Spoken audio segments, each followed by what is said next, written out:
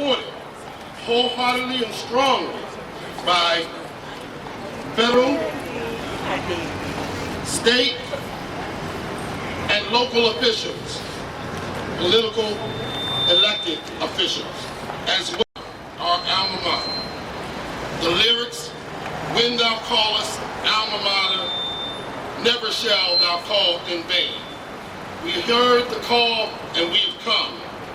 The historic University, Cheyney, is the oldest predominantly African American institution of higher learning in America, established right here in the city of Philadelphia in 1837, known as the Institute for Colored Youth, 175 years ago.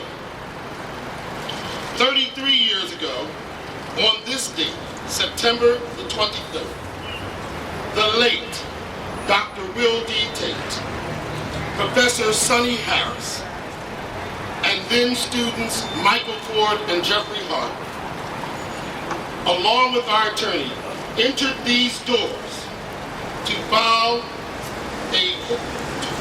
a federal civil rights lawsuit against the governor, the Secretary of Education, the Pennsylvania State System of Higher Education, the Chancellor, and many others. Today, 33 years later, we stand here to reopen and to investigate that lawsuit and to give to the governor a list of demands that will be read to you a little later. We have recognized that Cheyney University still needs to be treated as the other 13 owned white institution as the only black owned institution by the state. We will hear from several speakers today. I'm going to ask that everybody respectfully keep their time limited as we have quite a list, but I do want you to know that we stand together as a widespread national, local coalition to demand parity through equity for our beloved historic Cheyney University. You will hear from Student Government President Malik Williams, the Honorable Shaka Patel Bafala, followed by the Honorable Vanessa Lowry Brown, the Chair of the Pennsylvania Legislative Black Caucus, and then by Honorable Janie Blackwell, who is an alum and the Chair of the City Council Education Committee. Following all of those elected officials, you will hear from our attorney and alum, Michael Ford. Student Government President, Malik Williams.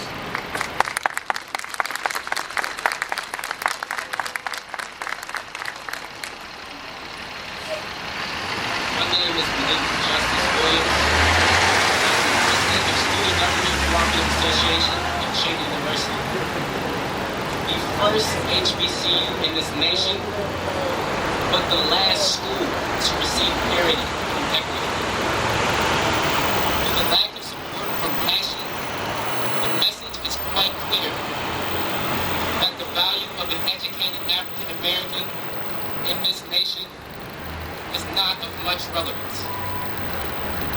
It is not by coincidence, but by design, that of the 14 state schools, the only HBCU in the school system is not financially equal. Money talks. And the message that we are hearing is that the state does not care. You may not get everything that you work for, but you will work for everything that you get. So we fight. We fight for not what we can get today, but we fight for what we can gain tomorrow. Cheyney University students deserve more. Cheyney University students deserve the best. Cheyney University students deserve what every other student gets and has access to. We deserve equality. Now is the time that Cheyney University reclaims the status of excellence in education that we once had. Thank you.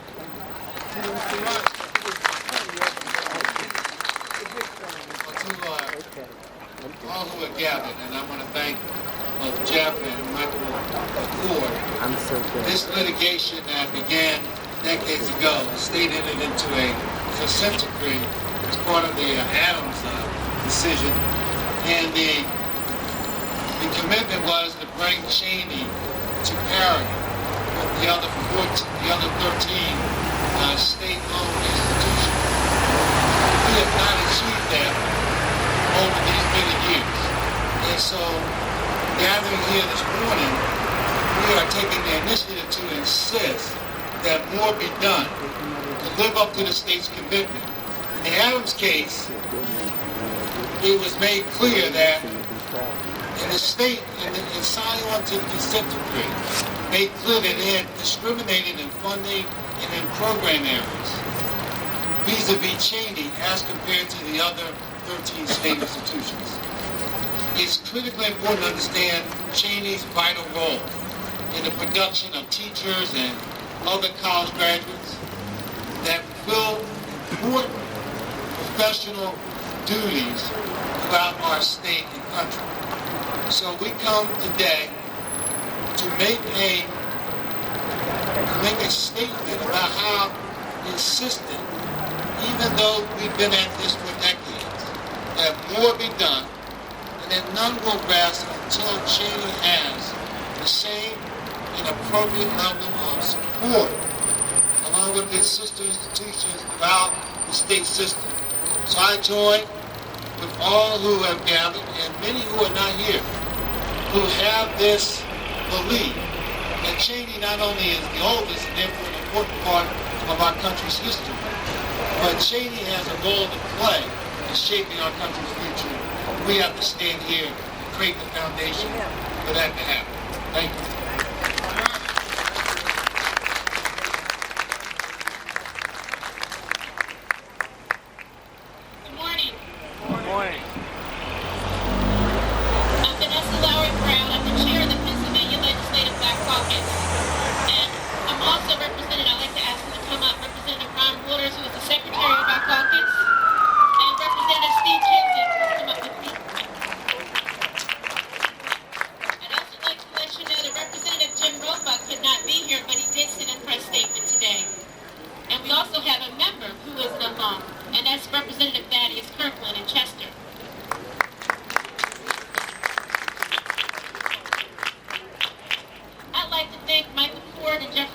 and the alumni of Cheyney for inviting me here for this anniversary acknowledgement.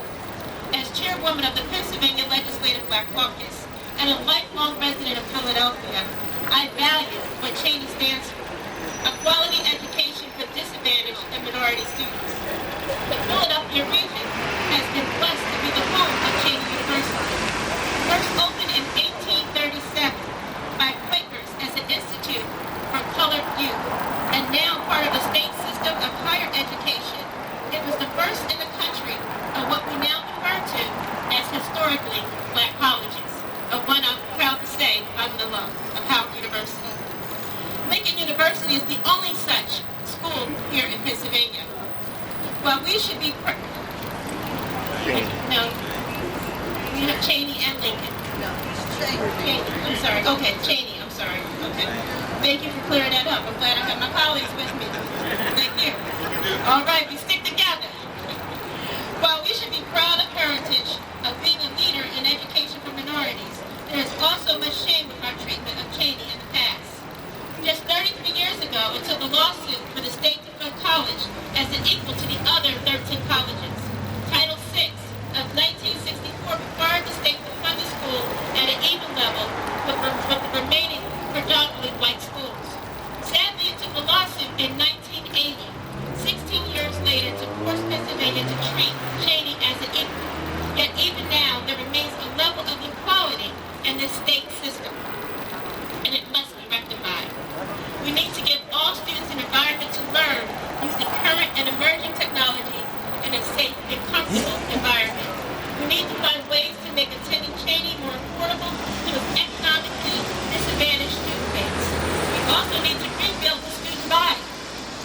They cannot afford it. They can't be there.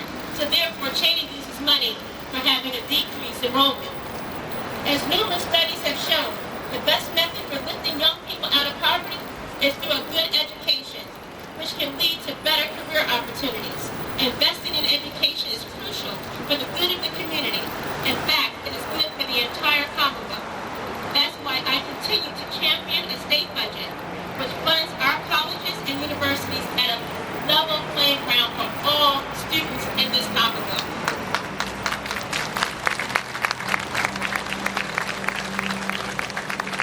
Today I vow that the Pennsylvania Legislative Caucus and I will continue to fight to strengthen and grow the university and the entire state of higher education in this future. This is good for our Commonwealth. This is good for our nation. Thank you.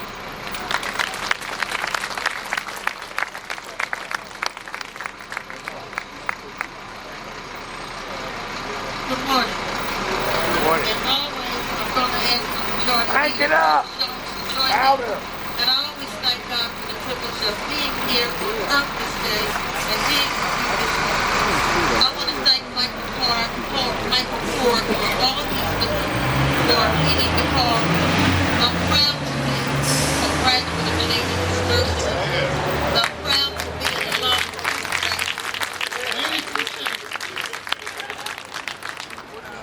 sister is a principal now, a Cheyney graduate. I have a sister-in-law who's a college professor, Dr. Elizabeth Brooks, a graduate of Cheyney. Her relatives wore her the beards in the office. I have two granddaughters, one a teacher, one a lawyer. All of us call Cheyney our home. So we're proud to be able here to fight for all those points that Michael Ford talked about, certainly from increasing enrollment to making sure that Cheyney has the ability to have the programs it needs and the materials it needs for smart classroom, certainly to do all those things that other universities get a chance to do. So we're here for the long haul. We thank you all for doing here, and we're going to fight the good fight to make sure that Cheyney University gets what it deserves. Thank you. I just want to say one thing with my colleagues here is that separate but very unequal should not apply. Separate from the other 13 colleges and universities and unequal in its funding, when we look at the fact that we built 18 prisons, 18 new incarcerating facilities in the Commonwealth of Pennsylvania, yet for 13 years funding hasn't increased for this university. There was a play called the Day of Absence when African Americans just didn't show up. What happens if Cheyney University graduates didn't show up? There wouldn't be an art museum that was designed by a Cheyney graduate. There would not be diplomacy from diplomats. What would 60 Minutes look like without Ed Grant? So Cheyney has made its mark in Pennsylvania and in the history of this country. It should be given, not separate, but equal funding. Thank you. I just want to say that we're going to allow, because we did not know he was here, State Senator Anthony Hardy Williams the opportunity to say something. He is the minority whip and also on the Education Committee. Good morning, all. My name is othre. For those who don't know, the legacy of Cheyney goes very deeply. My mother is a Cheyney graduate, a proud person who taught in the school district of Philadelphia, a teacher and administrator. My father, Marty, is a proud of Cheyney University. So Cheyney is very, very, very much a part of our family existence. What obviously pains me is that when I listen to the councilman read off the extraordinary people who graduated from Cheyney University, the context of this moment is about African Americans.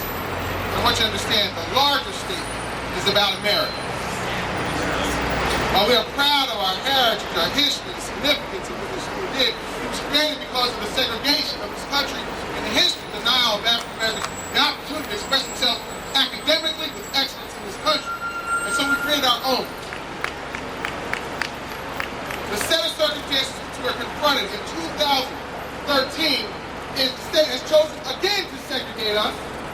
not by color, but by money. Inferior resources, requiring academic outcomes and excellence. And then point victims when they rob him and say it's their fault. When they suggest that Cheyney is not what it used to be, well, one, Cheyney's not allowed to be what it used to be. What our father will tell you is that while they do and take the money, they are in fact also stripping the board as we stand here today. This governor, this administration, we as an elected body will do one thing, understand this. While we will protest today, this budget will be the most battering, difficult, challenging budget that this governor will ever fear if he decides not to fund Cheyney, if he decides not to send back those board members, and most importantly, if the justice, which is standing with us in the embodiment of this young man, is not supported in the way that all of us know that all Americans are beneficial of, then we will make sure we extract political consequences to this governor, to this administration. We're grateful for these lawyers, we're grateful for this gathering, but most importantly, this is not a protest for the sake of words, this is a protest based on action. Thank you.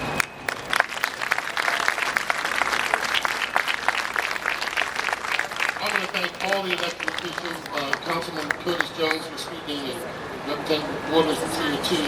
But let's get to the meat of the issue. That is the demands to the governor. And for that, please, our attorney, my alum, my friend for over 33 years, Mr. Michael Corbett. Before I begin, I'm going to go slightly off the agenda. I see that there are several elected officials here that did promise to show up, but indicated they're very busy, but they came nonetheless.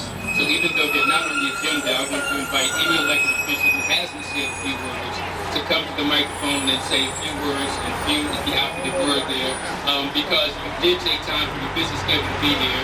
We appreciate you standing in support. But if there's any elected official who has not said anything who wishes to, we have here today Councilwoman Janie Blackwell, Councilman Curtis Jones, from the office of Blondell Reynolds Brown. We have State Senator Leanne Washington. You've heard from Senator Anthony Williams, State Rep Stephen Kinsey. You've heard from State Rep Vanessa Lowry Brown. Ron Waters is here. James Roebuck tried to get here. He sent a strong letter of support. Congressman Bob Brady spoke to us several times, said he supports our efforts. So if there's, again, any elected official who wants to spend a minute or two who hasn't spoken, the microphone is yours. Anybody. I think everybody want to hear from you right now. Right? Sounds good. I was hoping you were going to say that. Having said that, let me say this.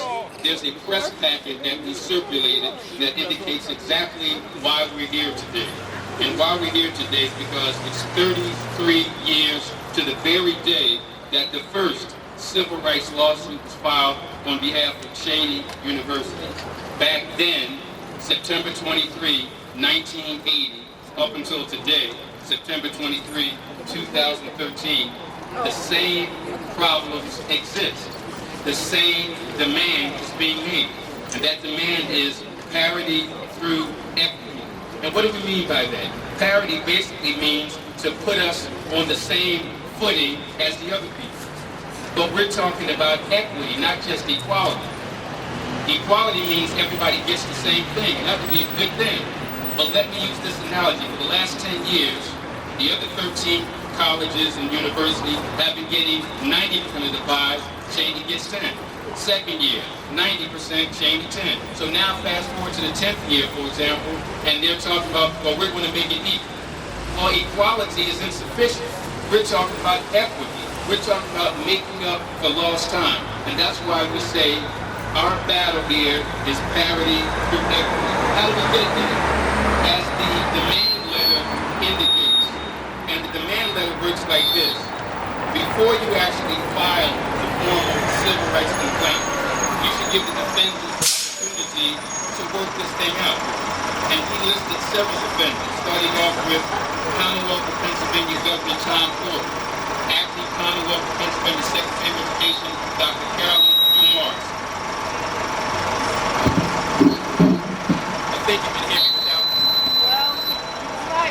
Can you hear me without that? Yeah. Move a little closer because that noise is really irritating. So the defendants that we're talking about at this point include the governor of the Commonwealth of Pennsylvania, Tom Corbett. Acting Commonwealth of Pennsylvania Secretary of Education, Dr. Carolyn Dumars. Pennsylvania State System of Higher Education Acting Chancellor, Dr. Peter Garland, and PASSE Chancellor, Frank T. Brogan, and finally, PASSE Board of Governors Chairman, Guido M. Corsini. Now, what are we trying to do here? We're trying to make sure that Cheyney is treated not just fairly, not just equally, but equitably. And how do we do that? Well, we laid out several demands to those defendants. And we said to them, this press conference today is to announce our first step in the step toward major civil rights litigation. However, we can forego that if you're willing to work out a reasonable compromise, a reasonable settlement. I'm not going to go into all the specifics right now, but I will say this. What we're asking, we're not asking, what we're demanding from the Commonwealth of Pennsylvania is that they revise their inequitable funding formula. That's the key issue here. The state has a formula to determine what schools get what, but a lot of that is based on student enrollment. And Cheyney, as a small black university, has a lower student enrollment than a larger white university. But if the funding formula awards those with the largest student enrollment, then it obviously punishes those with the lower student enrollment. So they say, we can't give you any money because you don't have enough students. We say, we don't have enough students because you're not giving enough money. That's the key issue here. So the first issue is the inequitable funding formula. The second issue is basically a breach of contract issue. In 1999, the Commonwealth of Pennsylvania was forced by the federal government's Department of Education, Office for Civil Rights, to sit down and negotiate a settlement regarding Cheyney. The federal government forcing the Commonwealth to sit down to work out a fair treatment for Cheyney. Well, what happened? The government signed that 1999 agreement and indicated that they would go along with what the federal government required.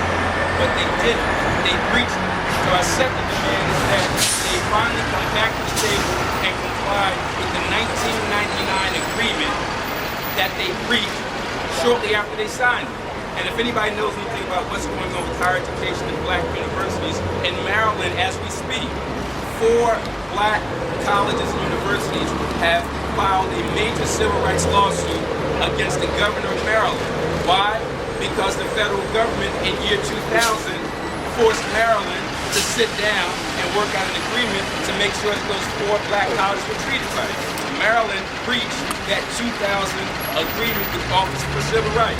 And those 4 schools are now seeking $1 billion. Well, come over to Cheyney, come over to Pennsylvania. We have a 1999 agreement with the Commonwealth of Pennsylvania, and they breached it. We're not asking for $1 billion, but if you do the math, 4 schools, $1 billion, I think that's $250 billion. That sounds like a nice round number to put Cheyney where it needs to be. So first, the funding formula. Second, the 1999 agreement. Third, the physical facilities. Fourth, Cheyney started out and got his claim to fame as a teacher's college. We want to go back to highlighting Cheyney and that brand, not exclusively as a teacher school, but making sure people understand what Cheyney represents. That's our 4th demand. And our 5th deals with the austerity issue. We all know that the governor has slashed the budget all across the board to all the universities, not just in education, but everywhere. What we're saying is we can't do that to Cheyney. We've already done wrong to Cheyney for decades. Now it's time to do the right thing, so no austerity measures. And finally, actually not finally, next to finally, we want to make sure that there's what we call no duplication of programs. That if Cheyney comes up with a program that's going to be attractive to people, programs like nursing, programs like electrical engineering, programs like that, that a nearby school, for example, Westchester, can't duplicate that. Because now if they duplicate that, people see Westchester, more students, more facilities, and therefore send their children there. The 1999 agreement stated that that could not happen, that there could be no duplication of programs that Cheyney comes up with. and the final, and I do mean final this time, we want to make sure that the governor doesn't play political games. There's a board of trustees at every university, and Cheyney they call it the council of trustees. We want to make sure that that council of trustees is not stacked or packed with political hacks, people who are going to undermine what Cheyney stands for. So we're calling for an immediate moratorium of any proposal by the governor to suggest anybody to replace anybody at Cheyney University. There's much more that I can say, but I want to wrap this up and leave time for Q&A. But I do want to give a big shout out to those who supported us. Again, Councilperson Janie Blackwell, Councilperson Curtis Jones, Councilperson Blondell Reynolds Brown, State Senator Leanna Washington, State Senator Anthony Williams, State Representative Stephen Kinsey, State Representative Vanessa Lowry Brown, State Representative Ryan Waters, State Representative James Roper, Congressman Shaka Fattah, Congressman Bob Brady, the NAACP through Jerry Mondesire, who's trying to make his way here, the NAN, National Action Network, headed by none other than Reverend Al Sharpton. And I want to give a big shout out to the pastors, the people who are serious men and women of the cloth who have large congregations who came out to support us or issued strong statements of support, like E9 Pastor Reverend Dr. Alan Waller. And with us today from Mother Bethel, historic Mother Bethel AME, Reverend Martin Tyler. Also from Cheyney University, Reverend Kenneth Dupree, and finally, Minister Rodney Muhammad. We want to thank all of them, and we want the governor to know we're coming, we're coming, we're coming. Thank you very much.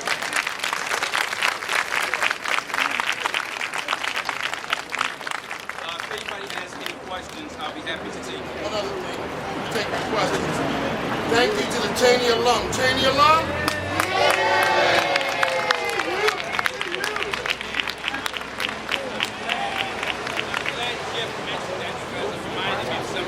Did forget, and that's this. When I said let the governor know that we're coming, we're coming, we're coming, it's because we have an army of lawyers with us. Can I have the attorneys to raise their hand who are backing up? In this case, we have about 6, 7, 8 lawyers, and anytime you get 8 lawyers who don't give you a bill, that's a good thing.